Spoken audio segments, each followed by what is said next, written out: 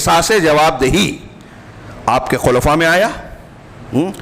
ہم پڑھتے ہیں، سنتے ہیں، بیان کرتے ہیں، یہ مذاق ہے کہ حضرت ابوبکر صدیق رضی اللہ تعالیٰ عنہ امیر المومنین خلیفۃ المسلمین بنے ہیں، ایک اندھی عورت کے گھر میں جا کے اپنے ہاتھ سے جھاڑو دے رہے ہیں، صفائی کر رہے ہیں، کھانا پہنچا رہے ہیں، لوگوں کی ذمہ داریاں نبھانے کی کوشش کر رہے ہیں، راتوں میں رو رہے ہیں. حضرت عمر فاروق رضی اللہ تعالیٰ عنہ، لمبا واقعہ. حضرت ابن عمر رضی اللہ تعالیٰ عنہ کہتے ہیں کہ میں ایک مرتبہ اپنی بہن حفصہ ام المومنین ہیں کے پاس گیا، صحیح بخاری میں ہے یہ واقعہ. انہوں نے کہا کہ کیا تم جانتے ہو کہ تمہارے والد صاحب کے معاملے میں ان کے بارے میں ایسا لگتا ہے کہ وہ اپنے پیچھے خلیفہ نہیں بنانے والے ہیں. تو حضرت ابن عمر، بھائی بہن ہیں دونوں، انہوں نے کہا کہ نہیں، مجھے ایسا نہیں لگتا کہ والد صاحب ایسا کریں گے کہ خلافت آخری میں جا رہی ہے تو اب دنیا سے رخصت ہو رہے ہیں تو کسی کو خلیفہ نہ بنائیں. تو کہا کہ نہیں، مجھے تو ایسا لگتا ہے. کہا ٹھیک ہے، میں اس پر ضرور بات کروں گا. حضرت ابن عمر گئے، حضرت عمر سے بات کرنا چاہتے تھے لیکن کہہ نہیں پائے. واپس آئے، کہتے ہیں کہ مجھے ایسا لگا جیسے میں اپنے داہنے ہاتھ میں پہاڑ اٹھا رہا ہوں، اتنا بوجھ محسوس کیا. یہاں تک کہ پھر واپس آیا اور میں نے عمر فاروق سے بات کی. انہوں نے مجھ سے لوگوں کے بارے میں سوال کیا، شروع کیا کہ حالات کیا ہے لوگوں کے. میں نے لوگوں کی خبریں بتانا شروع کی. دیکھیے حاکم لوگوں کی خبریں لے رہا ہے، جاسوسی کرنے والے جھوٹے اور دغاباز لوگوں سے نہیں، خیر خواہ لوگوں سے معلومات لے رہا ہے. حضرت عمر نے معلومات لی. اسی درمیان کہا کہ میں نے کچھ لوگوں کو ایک بات کہتے ہوئے سنا ہے اور میں نے یہ طے کیا کہ میں آپ سے ضرور اس کے بارے میں ذکر کروں گا. کہا کہو. کہا میں نے ایسا سنا ہے کہ آپ اپنے پیچھے خلیفہ نہیں بنانے والے ہیں، اور پھر سوچتا ہوں کہ اگر آپ نے کسی کو کسی اونٹوں کے ریوڑ کا یا بکریوں کے ریوڑ کا ذمہ دار رائی نگراں بنایا تو آپ یہ بھی پسند نہیں کریں گے کہ وہ اس ریوڑ کو یوں ہی چھوڑ دے بغیر کسی نگراں کو دیے بغیر یا اس کا ذمہ دار بنائے بغیر چھوڑ کے چلا جائے. تو بکریوں اور اونٹوں کے ریوڑ کو نہیں چھوڑا جا سکتا بغیر کسی نگراں کے. تو یہ تو امت ہے، رعایا ہے، انسان اور لوگ ہیں. عمر فاروق نے کہا کہ بات تمہاری صحیح ہے. پھر ابن عمر کہتے ہیں کہ حضرت عمر نے سر جھکایا، کچھ دیر خاموش رہے، پھر سر اٹھا کر میری طرف دیکھا اور کہا کہ اللہ تبارک و تعالیٰ اپنے اس دین کی حفاظت کرنے والا ہے.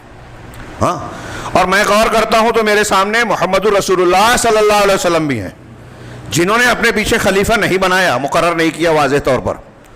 اور ابو بکر صدیق ہیں، دونوں مجھ سے بہتر ہیں، انہوں نے اپنا خلیفہ مقرر کیا، اپنے بعد کے خلیفہ.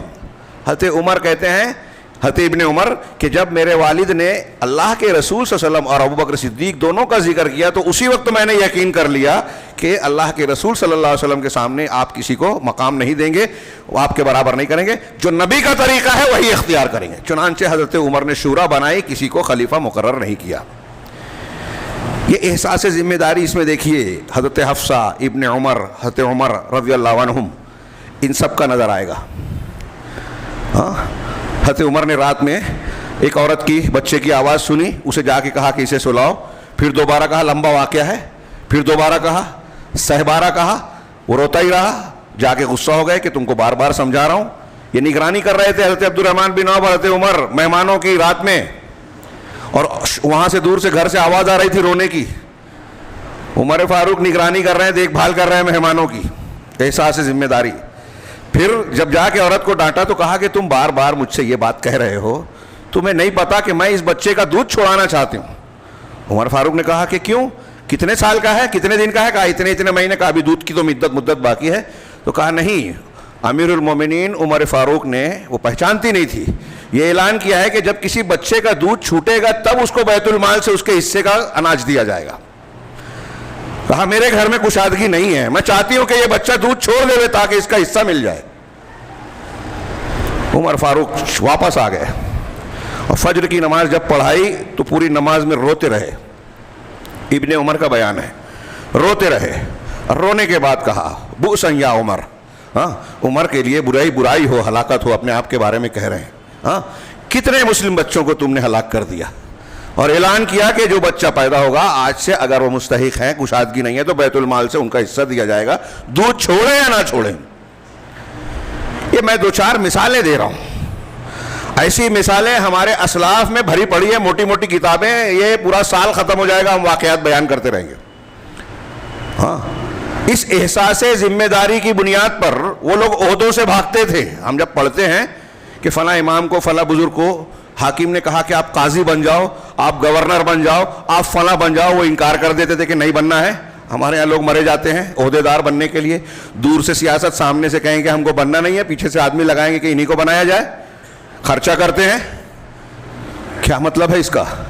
آپ لوگوں سے ڈرتے ہیں, لوگوں کے سامنے پارسا بننا چاہتے ہیں. اللہ کا کوئی ڈر اور احساس جواب دہی ہے ہی نہیں. اللہ کے رسول نے جو فرمایا کہ ہم عہدہ مانگنے والوں کو نہیں دیتے ہیں, قیامت کے دن یہ حسرت و ندامت کا باعث ہوگا. صحابہ نے مانگا, روایتیں ہیں, موقع نہیں ہے سب پیش کرنے کا.